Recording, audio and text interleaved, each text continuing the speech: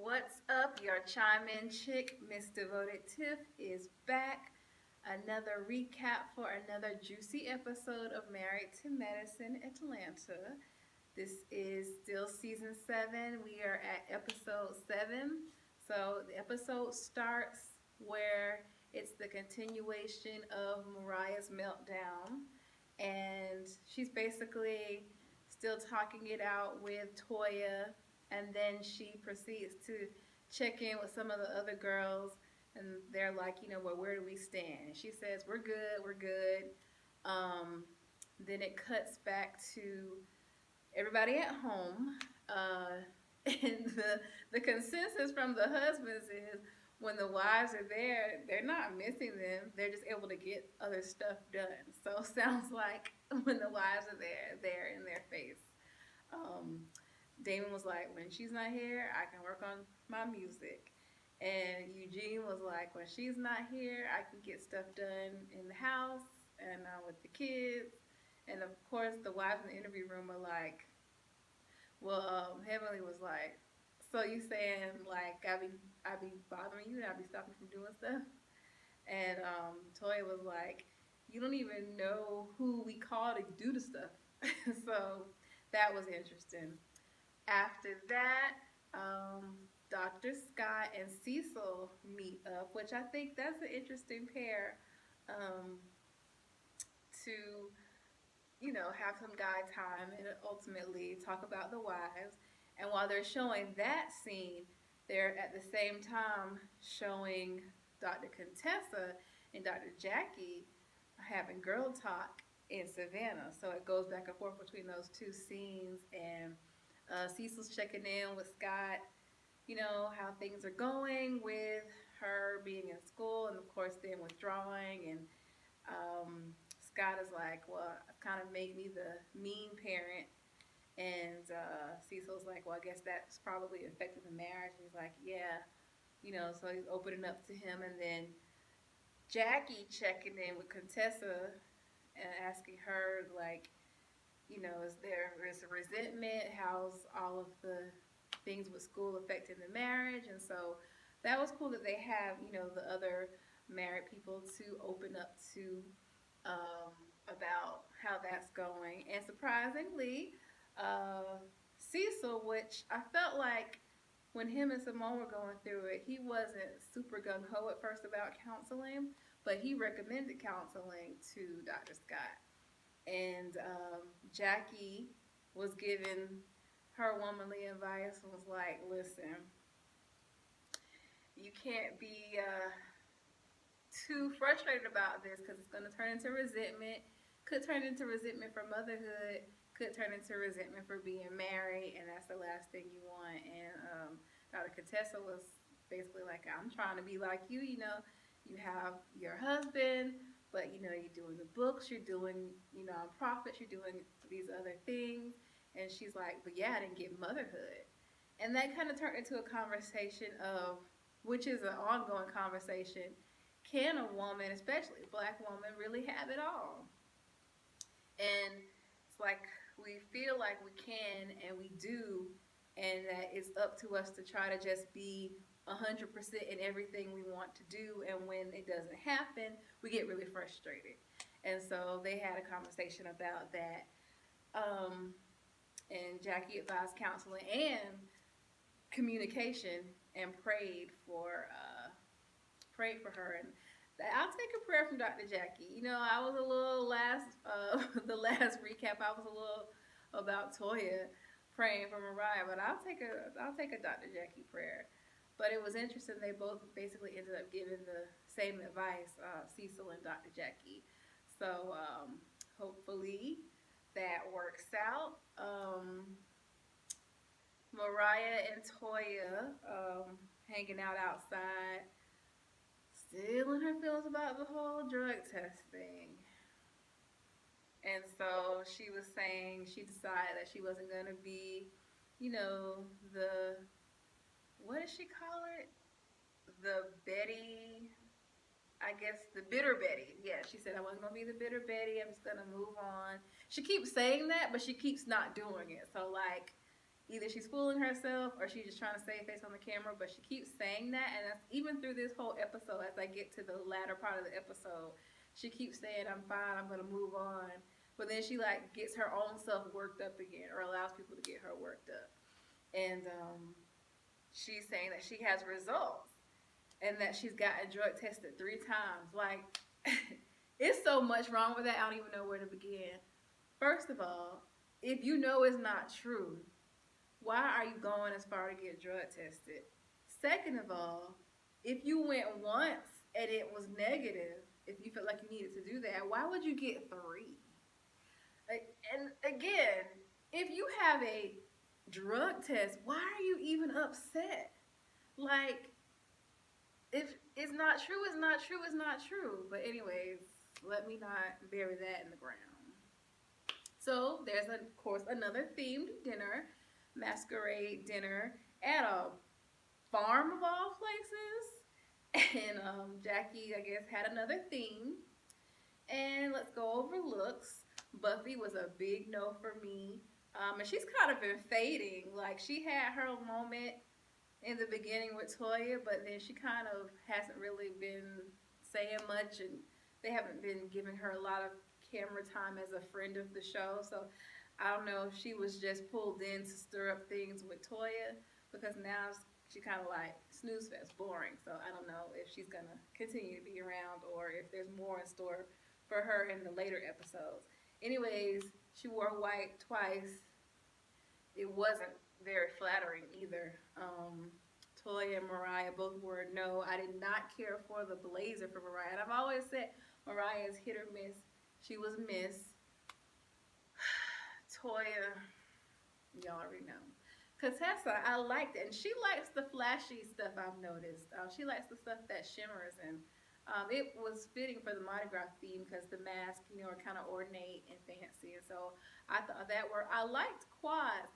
I didn't feel like it fit the vibe of the night, of the event, but the dress itself, it was a very nice fitted, nice kind of tailored, structured black dress, and I loved it. And it set off her blonde hair really nicely. So let me know what y'all think about the looks. Those are the only ones that I really have any commentary on. So apparently the theme is, well, we're supposed to be girlfriends, so we wear a mask, but in front of each other we should be able to take off the mask. So let's remove your Mardi Gras mask as a symbol that, you can be yourself. And in the interview room, it's like, no, I don't, not in front of this group, or only my husband gets to see that side of me. And I get it to a degree, because we don't really know how good of a friends this group is outside of the show, other than we know Jackie and Simone. But other than that, and then of course we can't forget the fourth wall.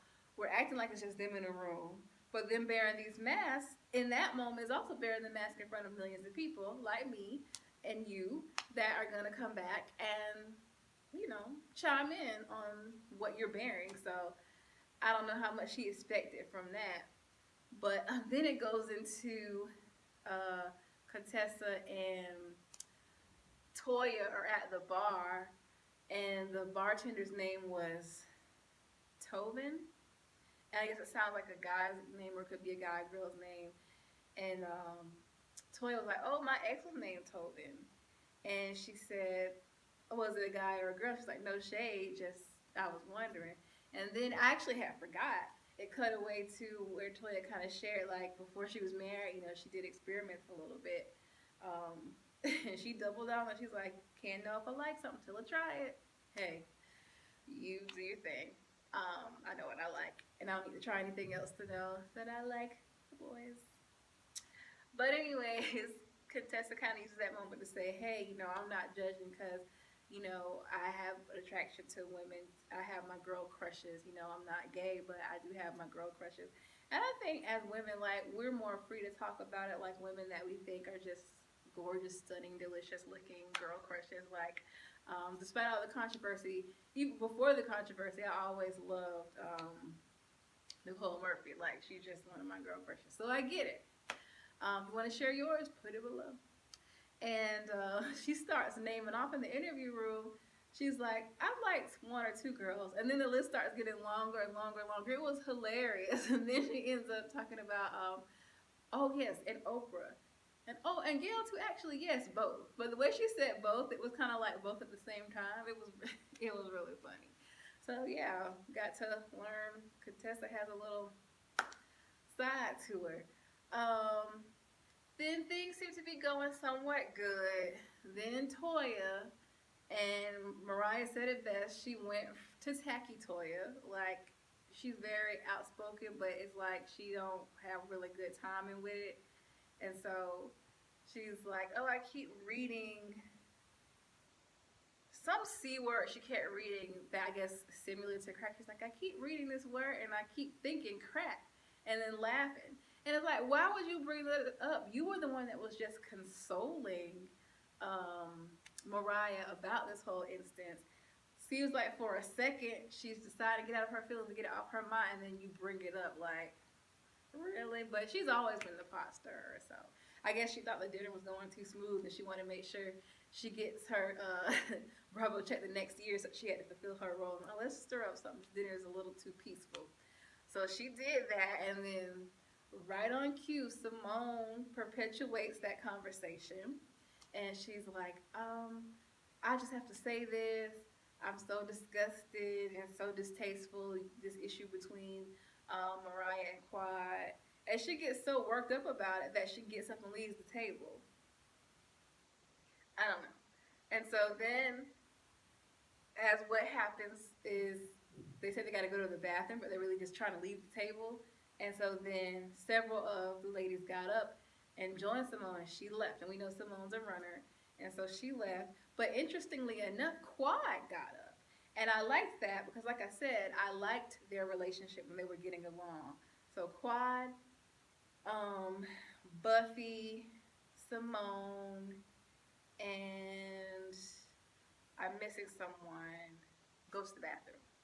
And Jackie and Heavenly, Toya, and Mariah stay at the table. And what ends up happening is Mariah is kind of defending herself and is basically upset again. And she's saying, I've just had it. I know that I'm innocent, and just kind of going on and pleading her case once again, like, be done with it, girl. And then Toya tries to bring Heavenly back into it, and like, well, Heavenly, you had said you believed Toya. I mean, you said that you believed Quad. And so Heavenly's like, tonight I guess she didn't have time because she got up and she was like, nah, I'm not part of this conversation. I'm not in it. Leave me out of it. She knew what they were trying to do. They were trying to either get her to sway to their side or to be a part of more of the drama and have one of her, like, Dr. Heavenly moments where she kind of, gets upset and calls somebody, a B or says your mama.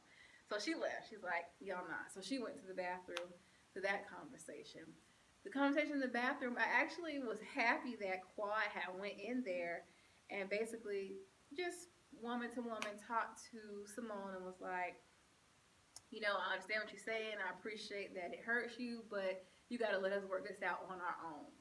Basically, like, stay out of this one. And Dr. Simone seemed to be receptive to that, so I thought that was cool. So then back to the table. Now Heavenly's gone, and it's just Toya, Jackie, and Mariah at the table. And I think they tried to use that as a moment to pull Dr. Jackie to their side. So they brought out the results. And Toya, Mariah didn't even ask Jackie. Toya was like, please look at these results. And Jackie starts stammering, up. And then she basically was like, I don't. And she ends up not wanting to look at the results. Now, we've already learned from previous episodes, and she said it again tonight, whatever it is Toya and, not Toya, but Mariah and Jackie, for whatever reason, Jackie always ends up on the wrong side of Mariah. And my thoughts was, she felt like if she looked at the results and maybe she saw something that she was like, well, this could maybe be right, this could maybe be wrong, or if there was any question, or she was to give her 100% doctor's opinion, that it could have been a moment that Mariah took and was like, oh, here she goes not being on my side again. Because she's going to be a doctor regardless. And so without even seeing it, she's able to kind of stay out of it, or them to be on a continuous good plane.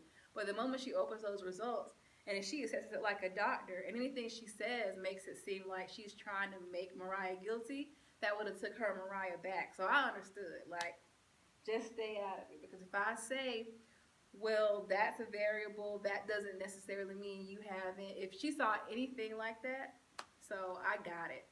But that was taken the wrong way.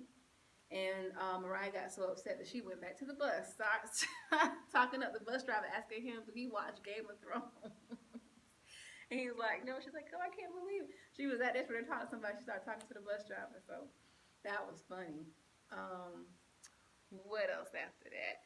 So then they decide to come out of the bathroom, and they're hungry. And Contessa's like, where I'm from in the South, we don't waste food. So she went back and got the to-go plate. I was totally there for it. I'm totally with her. We do not waste either. We came in for this meal and all this food is prepared. They're just sitting there. I'm going to take the food. So sorry. So she went back and got it. And next day, they're prepping and packing. Toya trying to stab a hole in Mariah's belt and about to stab Mariah at the same time. They went on a tour to the Second African Baptist Church. Now, I do live in Savannah currently. I've never been on that tour. I've been on the tour of the First African Baptist Church, which you all may remember from Real Housewives of Atlanta, because that was the church that has the Underground Railroad as a part of it, and where Portia made her little slip up about, was it an actual railroad that was running under there? But they didn't go to that one. They went to another historic black church in Savannah. It seemed like it's always nice for them to have those moments where they're separate from the drama and they can actually focus on something that actually means something. So it seems like, that seeing that history and being somewhere that Dr. King had spoke kind of grounded them for a moment. And the pastor was dropping nuggets, like some real prophetic nuggets about not being petty and stuff. So it's either like one of the girls said, Jackie, Dr. Contessa, she was like, Jackie must have gave him some notes, or he must have watched the shows in past seasons or caught up when he knew they was coming to his church, because he was dead on, like, looking at the bigger picture, not being petty, working together to do greater things. He was trying to tell them, y'all need to be more mature with this platform y'all got. And so I wanted to continue to listen to him, but Dr. Jackie wanted to make it another moment. And she was like, well, if you don't mind, I want everybody, to just take this moment and say a testimony of something that you got out of this trip. Quad started, and it tripped me out because they used to always get on to Quad about not opening up or not being real. And then when she does finally let her walls down, you could see some of the girls like rolling their eyes, talking about she's taking too long. And it's like, you really can't win with that group of girls. Because when I open up, you call that fake. When I'm not opening up, you call that fake. But I'm glad that she shared. Jackie and some of the others seem to be really touched by it. And you can tell that she's gone through a transformation and she's come out on the other side, so you can't be mad at nobody for that. And the different girls shared their testimony. Dr. Heavenly, I felt like she phoned it in a little bit. Jackie and Mariah, I was super happy for that moment. It seemed like they were able to use that time at the church to kind of just, she was like, my heart is open. Mariah apologized. Boom. They were back to a somewhat good place again for, however long that lasts. And another good thing, I was happy to see Quad and Simone arm in arm walking out. She was like, I got my sister back. And Simone was like, you never lost your sister. And she's like, oh, okay, we was just, fighting. So that was cool to see. So then back home, we see Dr. Contessa back in mother mode with the kids. And it's like, oh, I forgot how many kids she had. Because she got one, put him in the arm. She got another one, had him on this hip, gave her a kiss. And then she's like, come on. I was like, oh, it's another one. It was like a clown car, kids. Whew, birth control for me, yes. And then we went to Simone at her office, and she was hazing her patient about chocolate. Can you imagine having a doctor as outspoken as Simone as your OBGYN? Good Lord. But she'd be funny, though. And so then it ends or comes to a more full scene with Heavenly and Alora. So Heavenly is in Alora's room. I don't know if she was like trying to snoop around or she really was cleaning, but she tried to say, "Oh, why are my clothes in your room?" Which that wouldn't make sense because they don't wear the same size. But anyways, um, so she's kind of like, "Well, why's your hair like that?" And why are your lips glossy? And she's like, "Why you want to be like yours, dry?" Like, I swear the kids be inheriting their parents' shade. Now I will say Alora's lips are very glossy. The gloss is cute, but I guess for my taste of how I was raised, you got to be careful with a lot of gloss because you don't want too much attention, especially at a certain age, to your lips, especially if they're already full, because you don't need the guys doing which they're gonna do it anyway. Y'all know what I'm saying, but since she is 13, I feel like it's a lot of gloss, but hey, what can I say? That's just me chiming in, which is what I'm here to do. Let me know if y'all agree. Um, so she was, saying we don't hang out anymore, and she's like, it's because I'm 13, and Heavenly is kind of having this battle because her mother had sheltered her, and she don't want to shelter Alora as much, but at the same time, she don't want her to go too fast. So I'm sure that's tough as a parent to gauge where that goes. But yeah, Alora definitely seems very independent. It's gonna do her thing regardless. But that's kind of how Heavenly raised her. So to be continued. Then we go to the odd couple, and y'all know I've said from my very first recap, Toya and Mariah hanging out. That just seems such odd couple to me. But they met up with their husbands. First, they were talking about the new house and how it's coming along. And then they go into throwing Jackie under the bus. And Toya's like, oh, we got to tell y'all what happened on the trip. And so she starts saying that Jackie didn't want to look at the results. And it was so confusing to me because they had just left the church scene, and this was after Jackie chose not to look at the results. After that, Mariah apologizes at the church and says, my heart is open. And I'm thinking they're in a good place. And if you were still mad, then why did you do the little corny scene at the church if you were still mad that she didn't want to look at your results?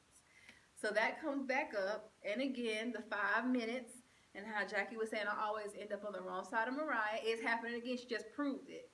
And so she was basically like, well, she doesn't even care about the results. She doesn't even want to know the truth. Almost like she was trying to twist it to say Jackie was choosing to believe that she lied. When she's never said one way or another, she just wasn't going to jump into anything between that complex relationship of Quad and Mariah's. So now the husbands and Toya and Mariah are basically saying Jackie didn't care about the results. And then I realized why they were there. That lunch was set up for Eugene to look at those results and to validate those results. That was why, and I was like, oh, I can't believe I didn't catch that at first. Because the conversation quickly got to Jackie, and that's why.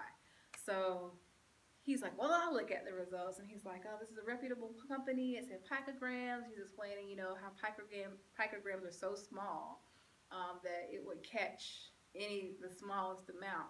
But why are you going through this much trouble if you just wanted, these results to be on camera to clear your name? And that just makes me more suspicious that you're going to this degree.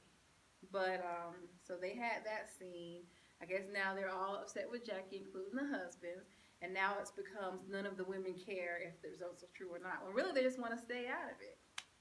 And that's pretty much the end of that episode.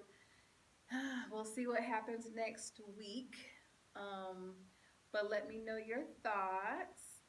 And don't forget, in about 2 weeks, Real Housewives of Atlanta's coming back. I will be recapping that in a super interesting way. And thank you for coming to see my recap. Don't forget to subscribe, hit the bell, check out my other content. I'm vlogging about my life. I moved to Savannah this summer and I'm going through week by week how that has been. And also I do some funny stuff and parodies as well. And so if there's anything you want me to review or chime in on, just let me know. Other than that, have a great week. Bye.